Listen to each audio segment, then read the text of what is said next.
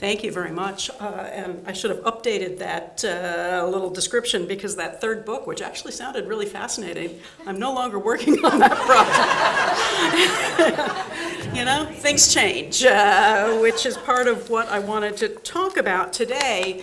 And let me start off by being completely honest and admit that when I was asked to speak at this event, I assumed it was going to be a very brief homily about the importance of mentoring and reiterated congratulations to our awardees, the latter of which I certainly offer with my sincere admiration for everything you guys have managed to accomplish.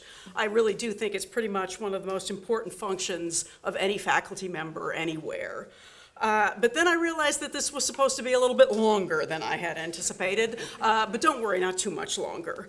And so I started thinking a little bit more fully about mentoring, what goes into it, and why it's important, especially for graduate students. It's a lot more complex and even more important than I had initially conceived. Good mentoring, as you've heard already, is key to success: academic, personal, and programmatic. It moves us all forward: faculty, students, and the university. When I first started out as a faculty member, more years ago than I care to admit, I was eager to mentor students, but with a very limited sense of what that actually meant. For me, mentoring meant helping, listening, reading, giving advice and support.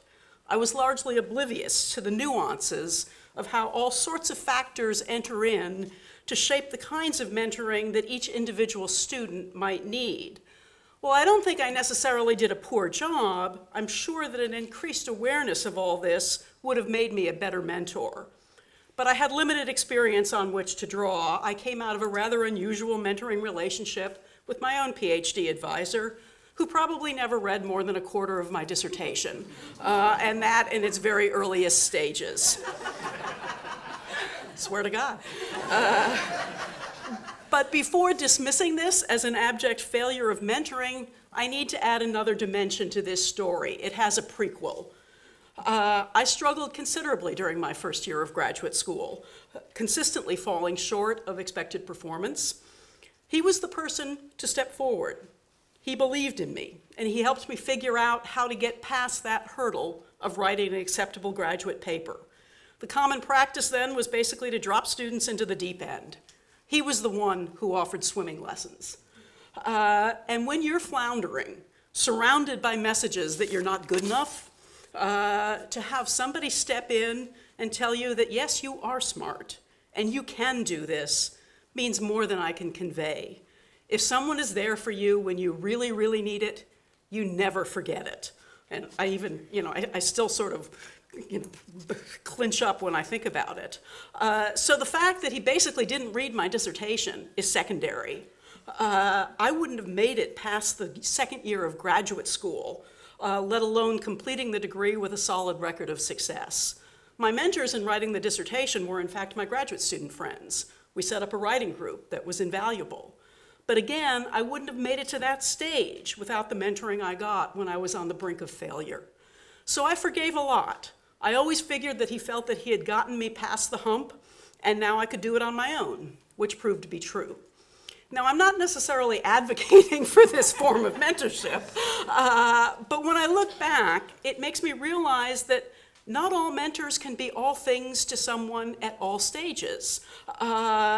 Most are better at some aspects of mentoring than others. Mine wasn't so great at directing dissertations, but he was terrific at offering support at vulnerable moments. So what I'm advocating for more is a recognition that one could and should have multiple mentors. They may change over time and situation. Clearly, our current awardees are those rare individuals who do seem to be able not only to do it all, but to do it all exceptionally well. So if our entire profession were peopled by their clones, we might not need to be thinking along other lines. But in fact, I do think that all of us would be better mentors if we had a fuller support team, if we know that others can step in and provide additional support and alternative perspectives. After all, one of the scary things I think about mentoring is the fear that you're trying to form students in your own image, rather than helping them to fulfill their own goals and expectations. It's always good to have multiple options and possibilities, particularly if they may be conflicting at times. Especially for students entering today's incredibly complex and interdisciplinary world. We wouldn't tolerate scholarship based only on one scholar's work. So why should we expect mentoring to work that way? And in fact, of course, mentoring is more important than ever in preparing students for a professional world that is very different from the one most of us entered. And therein lies a major challenge. We need to make sure that we're not defaulting back to that sort of lost professional realm. My husband told me about working with refugees in Chicago in the late 1970s who were being prepared for new lives in the US by being trained as typewriter repair people and IBM key punch operators. Yes, there were jobs in those fields. The fact that they were destined to last about 20 minutes didn't seem to have entered into the equation. So none of us wants to go down that road training the next generation in skills that will almost immediately become obsolete. And this is something that the president keeps reiterating over and over. Our students are going to go out and get jobs, both graduate and undergraduate students, that don't exist today. So how do we help prepare them for what we can't even see, what we don't even know? And it seems to me that that's, again, where a team, multiple mentors, are absolutely critical to providing as full a picture as possible. And of course, it's not just the professional world that's become more complex. We now understand better that people are not homogeneous, that our mentees are not blank slates. More than ever, mentors need to recognize that their mentees are products of diverse experiences and backgrounds. Acknowledging intersectionality is critically important. No one is defined by one characteristic. We need to mentor the person, as several people noted in that video, not just the student. And we probably all share the goal of supporting enhancing diversity in all its guises: race, gender, ethnicity, intellectual background, class, economics, whatever.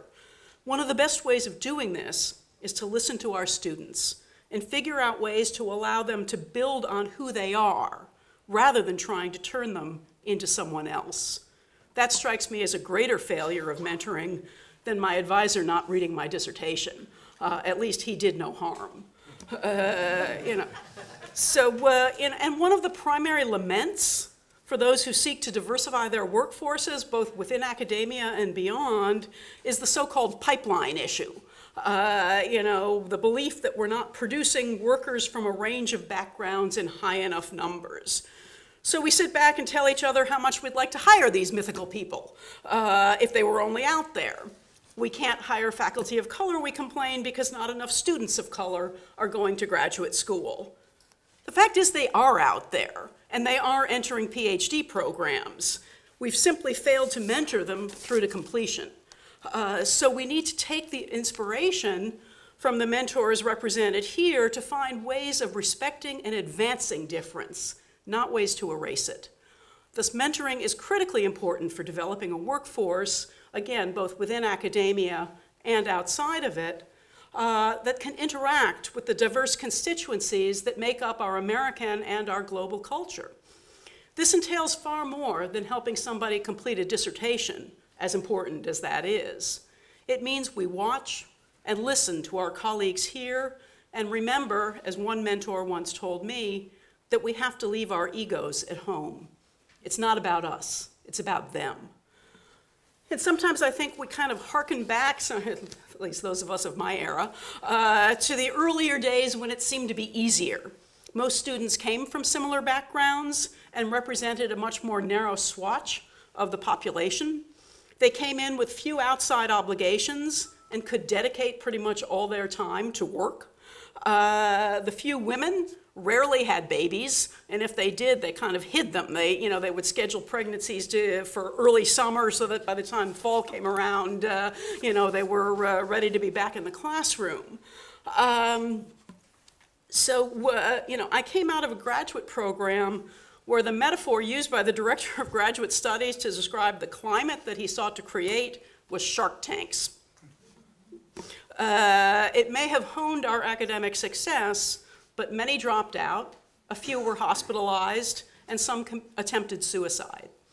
Those of us who made it through, a significant majority, I hasten to add, did so in large part due to the mentoring we provided each other. So that's another message for students here. Be proactive. If a mentoring relationship isn't working well, go out and put something together that does.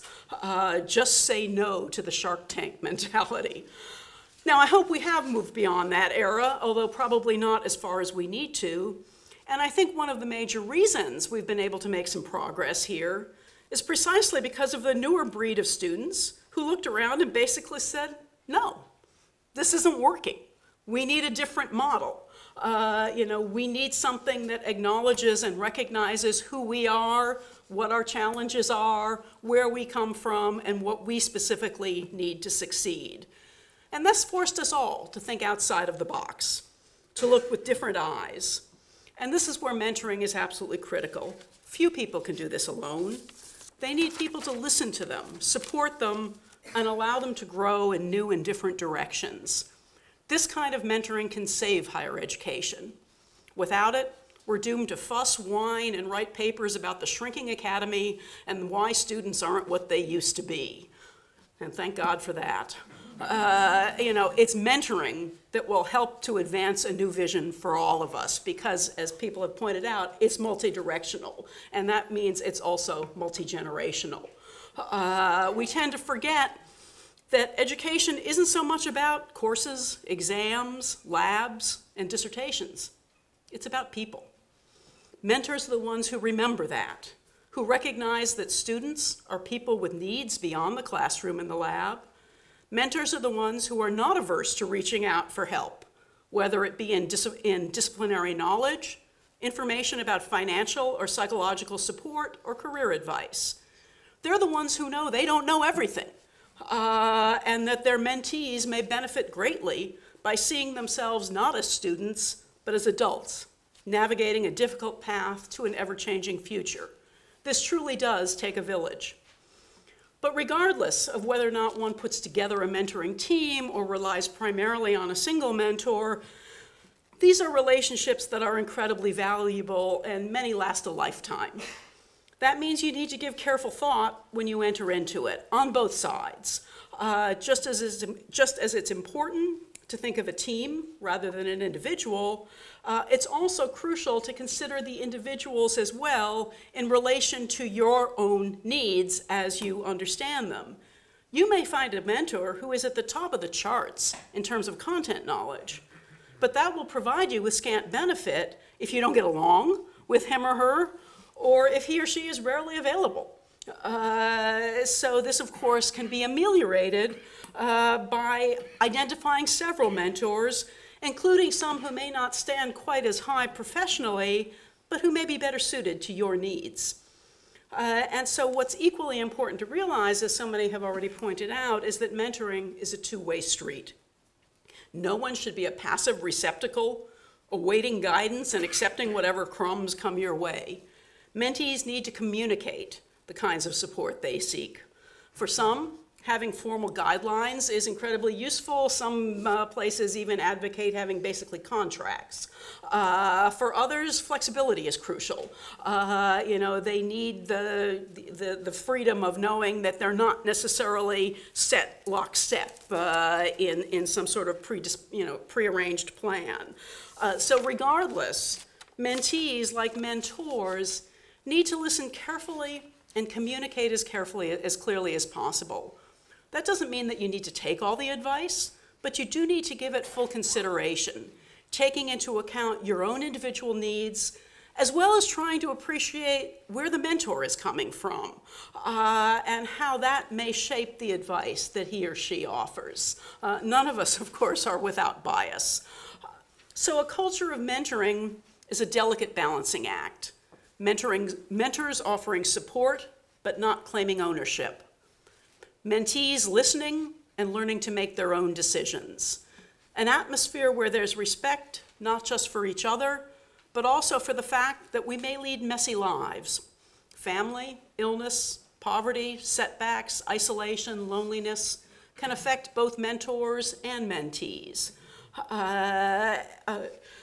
So if we want to move away from the shark tanks, We need to find ways of accommodating the fact that no one should be defined simply by the work they do. One of the reasons it seems to me that we may have difficulty recruiting students and faculty who have significant family commitments, whether within a nuclear family or an extended family, is that academia is often perceived as unbending and uncaring. So in order to solve, and that's where we're losing that pipeline, people who start in and don't see a place for them at the end of it. So the better, and that's, in order to solve this problem, we have to look to the mentoring relationship. Learning what mentees need to be successful, and having them understand what mentors can and cannot provide. The better we're able to make that work, the better the atmosphere for everyone. One of the things I've learned after studying mentoring for many years now is that there is no one-size-fits-all model. That might be easier, but it wouldn't be nearly as much fun. As we've learned here at ASU, difference makes us better. It gives us new perspectives and opens up different paths to knowledge. Why would we want to reduce that to a standardized formula? How do we know when we've succeeded as mentors? It's not simply when somebody you mentored finishes and gets a good job, although that's certainly enormously satisfying. But I think it's when they turn and argue with you, when they take a position that's different from yours in their scholarship, when they make decisions that you probably wouldn't have made, regardless of whether or not those turn out to be the best decisions, because everybody's got to do that for themselves. And when you read something they write years later, and it's brilliant and wonderful, and you see nothing of yourself in it. So I'd like to close by, again, offering my congratulations to our awardees here who have done such awesome work, and also to their mentees, without whose active engagement, even their best efforts might have failed. I wish you may always find guides and mentors as you move forward, remembering that no one person can possibly encompass and address everything you are to provide the best advice in all things at all times. And to all of you as you move forward, if you see someone floundering, please step in. Teach them to swim. They'll never forget it. Thank you.